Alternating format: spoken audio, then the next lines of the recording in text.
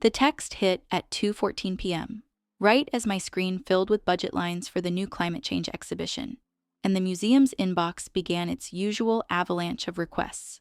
Outside my third-floor window, the National Mall stretched toward the Capitol like a clean postcard, all marble and confidence, the kind of view people assumed belonged to someone else. My phone buzzed once, then again, and I saw Derek's name. About New Year's Eve. We're keeping it small this year. Just Rebecca's political crowd. You understand, I read it twice, feeling the message sharpen into something more than a plan. Derek, 2 years younger, had never been subtle, but this was pointed in a way that made my stomach go still. 2 months ago, he had gotten engaged to Rebecca Chin, a newly elected congresswoman with donors, colleagues, and cameras orbiting her like moons. Derek had already decided I didn't fit the picture. Not the right level he'd implied before, like I was some background character who should be grateful for a later dinner invitation. I set the phone down and stared at my office door, already counting the minutes to my next meeting, the next decision, the next responsibility that would keep the museum moving. Derek didn't ask what I actually did. He never had. And part of me was tired of explaining, tired of being reduced to museum stuff by the people who were supposed to know me best. But another part of me, the quieter and more dangerous part, wondered what would happen when Rebecca finally learned the truth in a room full of powerful people. Would she feel embarrassed for believing Derek or furious at him for selling a story that kept me small? And if the truth came out at the worst possible moment, would it change their engagement or change my family forever? Derek was always the bright one in our parents' eyes, the easy laugh at dinner, the kid who could charm a teacher into extending a deadline and still get praised for being resourceful. I was the quiet one, the one who read too much and asked inconvenient questions, the one who chose museum studies and cultural anthropology while everyone else chased titles that sounded expensive.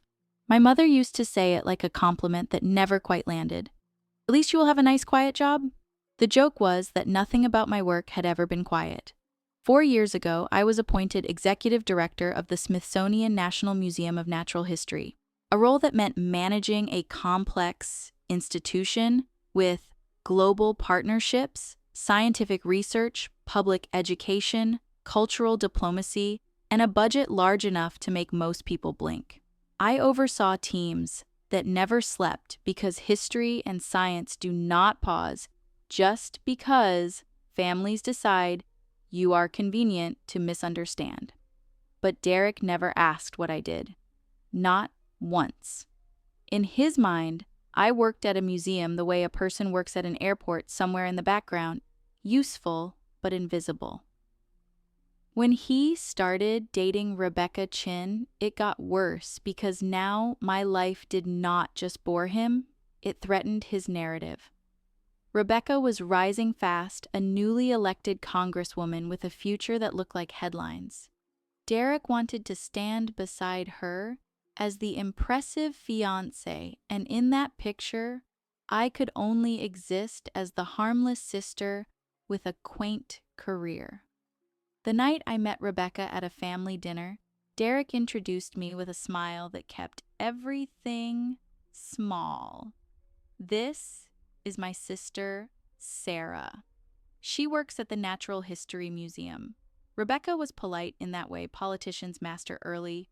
Oh, how nice. Museums are so important. Then she turned to take a call, already in campaign mode, already building the next room she would walk into. I did not correct Derek. I did not say, actually, I run it. I had tried for years to correct my family's assumptions and learned that facts do not matter when people prefer the version of you that lets them feel comfortable. Then came the text about New Year's Eve, the one that made the air in my office feel thinner. Derek was not just excluding me. He was framing it as a favor to me and a necessity for Rebecca. Her colleagues are coming. Donors, representatives. It is not the same level. I should have been angry, but what I felt first was a tired kind of clarity. This was not about a party. It was about Derek deciding again that I did not belong in a room he wanted to control. And the injustice was subtle enough to sound reasonable if you did not look too closely. We will do dinner next month, just us. Rebecca wants to get to know you better. He said it like I was an optional appointment, like I could be scheduled and rescheduled without consequence. Meanwhile, my calendar was a wall of obligations that actually shaped the museum's future. In January, we were hosting the International Museum Directors Summit, bringing global leaders from institutions like the Louvre and the British Museum to Washington. The State Department cared, the Smithsonian secretary cared, the press cared. And before Derek even realized it, Rebecca's office was going to care too, because she chaired a subcommittee tied directly to arts and culture funding. The problem was simple and brutal. Derek had built a lie that was convenient for him, and Rebecca had trusted it. So when the truth finally surfaced, it would not just embarrass Derek. It would force everyone to answer a harder question. Was he careless, or was he deliberately keeping me small to protect his pride? I didn't tell Derek anything about the summit at first. Not because I was plotting some petty gotcha, but because my life was already running at a speed that didn't leave room for explaining myself to someone determined not to listen. The 10 days after New Year's were a blur of rehearsed calm and real pressure. My mornings started with security briefings and delegate itineraries, my afternoons disappeared into donor calls and exhibition approvals, and my nights were spent editing remarks that needed to sound warm, steady, and inevitable. Like America still knew how to lead with culture instead of chaos. 50 museum directors meant 50 competing needs, special protection protocols, private meetings, dietary requirements, diplomatic sensitivities, and egos polished sharp by decades of being the smartest person in the room. This was the part people never understood about museums. The artifacts were the romance. The leadership was the diplomacy. While Derek imagined museum stuff, I was balancing national optics, international relationships, and the quiet, relentless reality that cultural institutions survive on trust. And in that grind, I started planting pieces into place without even thinking of them as a plan. I confirmed the opening reception timeline. I arranged the flags in the main hall for the press, moment I knew Rebecca's team would want. I updated my staff to route all high-level inquiries straight through my office so nothing got lost in the bureaucracy. I briefed Jennifer to keep my schedule clean the morning of January 13th, because if Rebecca's office wanted a private tour, they'd get the real version of me, not the watered-down one Derek had been selling.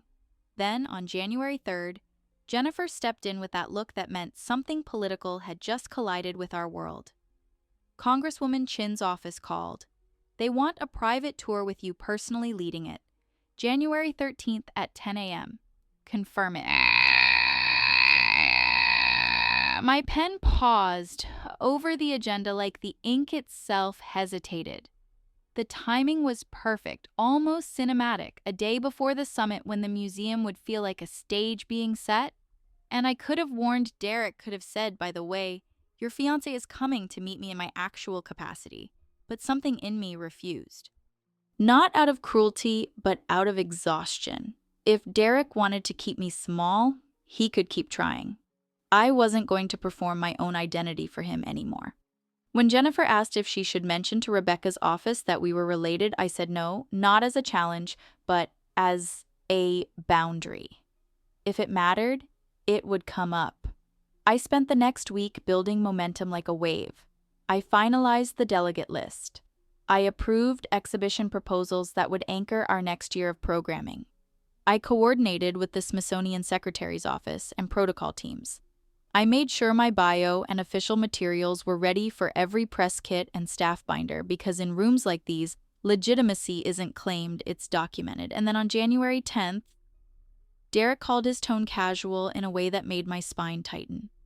Rebecca mentioned she's doing some tour at your museum next week. The thing is, she doesn't really know you work there. She knows you work at a museum, but she thinks you're like a coordinator or something, maybe the gift shop. Just don't make it weird. Don't mention we're related. She's nervous about meeting international VIPs. I didn't argue. I just let the silence do the work. Because the truth was, Derek had already made it weird. He'd made it weird years ago by refusing to learn who I was.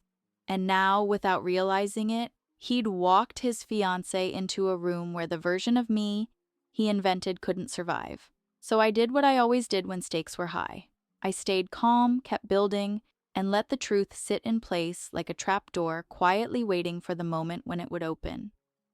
January 13th arrived cold and bright, the kind of winter morning that makes Washington look sharper than it feels. I dressed with the same discipline I used before a Senate hearing, charcoal suit hair pulled back, nothing that asked for approval. By 9:45, Jennifer had already run the choreography. Motorcades here, security's escorting her up. Chief of Staff, 2 aides, and a press liaison. Press, of course. Rebecca's team wasn't coming to learn quietly. They were coming to be seen learning. They wanted photos under the international flags in the main hall, good optics for her new role, proof that she belonged in rooms with global influence. At 9:58, the security desk called. Dr. Mitchell, Congresswoman Chin's party is in the main lobby ready for you. The museum wasn't open to the public yet, which meant the vast hall felt like a cathedral before service-polished floors, echoing footsteps, the kind of silence that makes every small moment sound larger than it is. I walked in and saw her immediately. Rebecca Chin looked exactly like the version of herself America just elected, controlled, camera-ready navy blazer confident stance, speaking with her press liaison as if she could already see the headline. Her chief of staff noticed me first, a sharp-eyed man who had spent his life reading Power before people spoke. Dr. Mitchell, he said, offering his hand. Tom Bradford, thank you for accommodating this tour. I shook his hand, then turned to Rebecca with the same professional calm I used with foreign ministers. Congresswoman Chin. Welcome to the Smithsonian National Museum of Natural History. I'm Dr. Sarah Mitchell, Executive Director. Rebecca's political smile was already in place, automatic as breathing. Dr. Mitchell, thank you so much for then her expression froze mid-sentence, like the words hit a wall she hadn't known existed. Her eyes widened by a fraction not dramatic enough for the cameras, but unmistakable to anyone who understood the cost of surprise. Mitchell, she said slowly. Sarah Mitchell. Yes! Her gaze sharpened and the air between us tightened. As in Derek's sister, I didn't gloat. I didn't even move. I just let the truth stand there in full daylight. Yes. For a moment, nobody spoke. Tom Bradford looked confused. The aides traded quick glances. The press liaison kept her camera raised, uncertain whether this was a photo op or a political mistake. Rebecca swallowed, trying to recover her footing. Derek said you worked at a museum. He didn't mention that you run it. No, he wouldn't have mentioned that, I said gently. He doesn't actually know what I do here. I watched her composure crack at the edges, embarrassment flashing into something darker realization than anger that had nowhere safe to land. But there was no time to linger in personal shock because Rebecca's staff was already pivoting back into purpose. Congresswoman Tom said smoothly, "Shall we begin?" And so we did. I led them through the main exhibitions, but I didn't give the watered-down visitor script. I gave them the institution, the machinery behind the marble.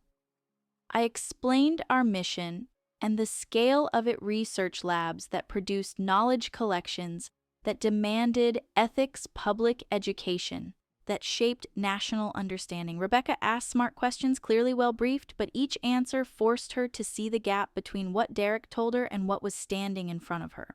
In the ocean hall beneath the suspended whale, I talked about climate research and public education, how we weren't just displaying fossils, we were translating science into policy relevance.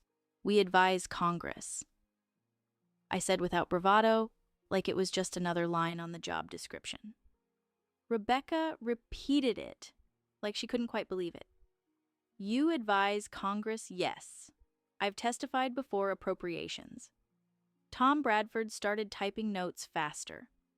When we reached my office suite overlooking the mall with books lining the walls and briefing folders stacked like quiet storms, Rebecca stood still, taking it in as if she'd stepped into someone else's life by mistake.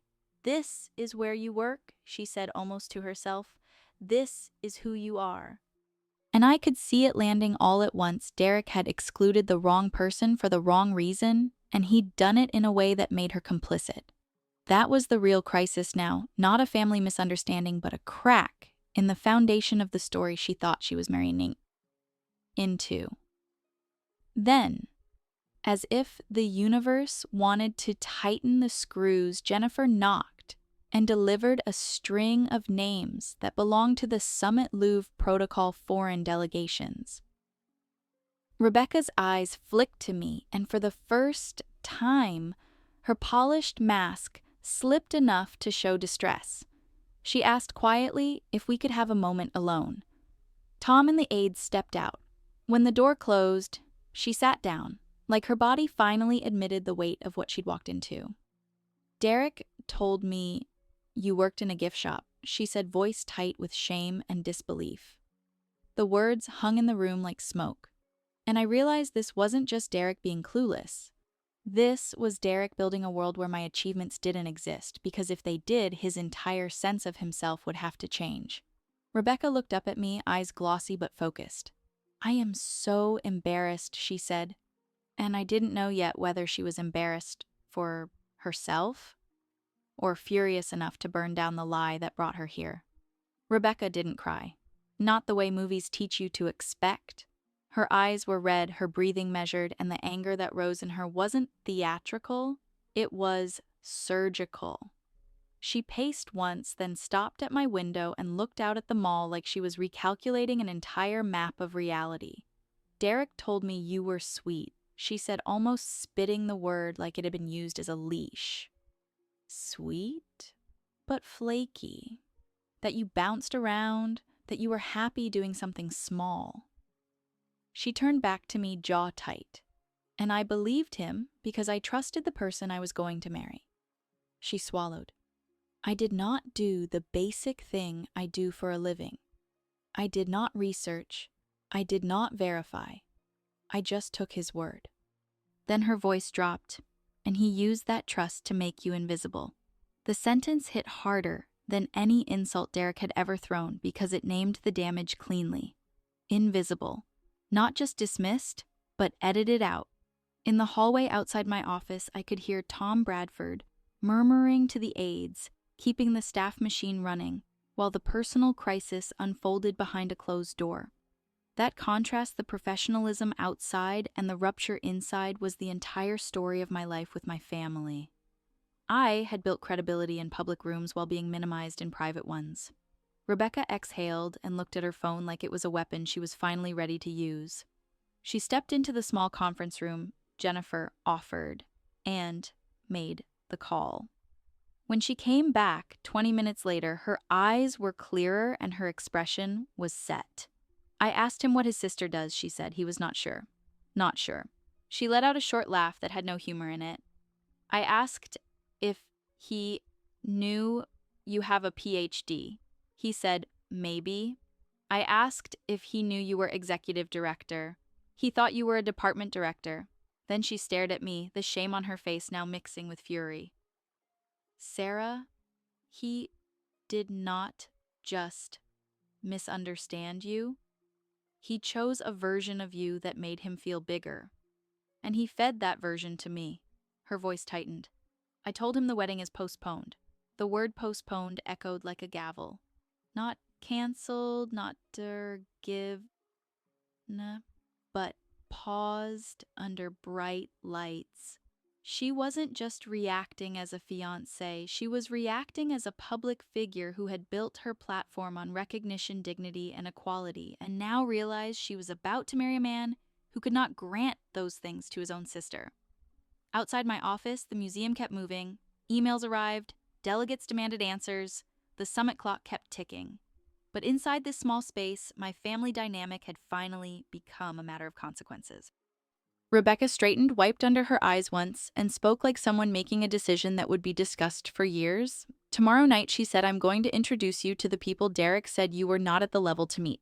And he can stand there and watch what it looks like when the truth enters the room. The next night, the National Gallery's rotunda glowed the way power always does in Washington, warm light on cold stone elegance designed to make everyone inside feel inevitable. 200 guests moved in carefully curated clusters, museum directors from 6 continents, ambassadors, arts leaders, congressional staffers who could approve or bury funding with a single line in a bill. This wasn't a party. It was soft diplomacy, dressed up as champagne. I arrived early in a midnight blue gown that made me feel like myself, not because it was glamorous, but because it was armor. Tonight, my job was to welcome the world and make the right introductions, to hold an invisible web of relationships steady so the summit could do what it was meant to do, keep culture alive in an era that treated truth like a luxury.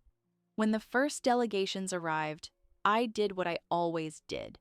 I shook hands. I remembered names. I translated priorities. I made small talk that carried real stakes. Then, at 7, Rebecca walked in with Derek at her side, and for the first time, I saw my brother stripped of his usual confidence. He looked like a man who'd suddenly realized the room had been real all along. Rebecca's smile was professional, but her eyes were sharp with purpose. She found me during a lull, and the moment was quiet enough to feel intimate despite the crowd.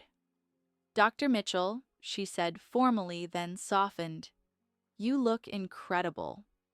Derek stood there staring like he was meeting a stranger he'd ignored for years. I read everything he blurted, voice too loud and too honest. Your bio? Your book, the articles? I spent hours. I didn't know. I'm an idiot. I should have felt satisfied, but what I felt was something heavier and cleaner relief that the lie was dying in public.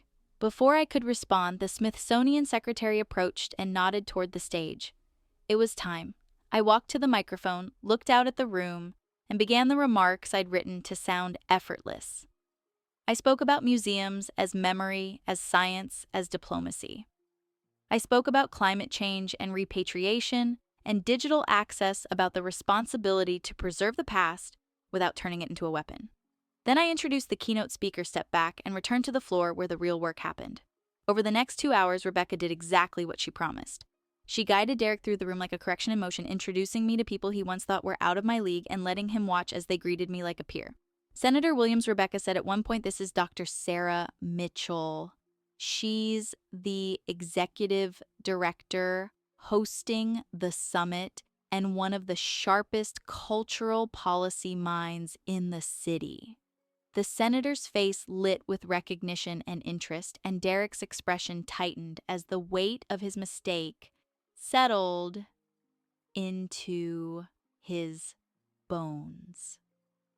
Near the end of the evening, a European director pulled me aside and proposed something that made my heart pause: a rotating summit, an organizing committee, and me as chair. It was the kind of professional payoff that didn't look like revenge but felt like justice anyway. When the last guest drifted out and the rotunda emptied into quiet, Derek found me near the exit. His voice was low now, stripped of performance. Can we start over? Can I learn who you actually are? I held his gaze and felt the years of being minimized stack up behind my ribs like sediment. Part of me wanted to say no to protect myself with distance the way I'd learned to. But another part of me, the part that still believed in restoration, understood something simple. This wasn't a victory that required destruction. It was a victory that required truth. We can start over, I said, but it has to be real. Not guilt, not optics, presence. Derek nodded hard, like he'd finally found the right word for what he'd been missing. Outside, the city hummed with its usual ambition, and inside my chest there was a quieter hum, something like closure, something like possibility. I didn't win by humiliating him. I won by refusing to stay small. And the lesson that lingered was the one I wished my family had learned earlier. The people closest to you don't need you to be less so they can feel like more. They need to see you clearly. So, here's the question. I can't stop thinking about if you were in my position. Would you choose the clean comfort of cutting someone off, or the harder path of letting them earn their way back into your life?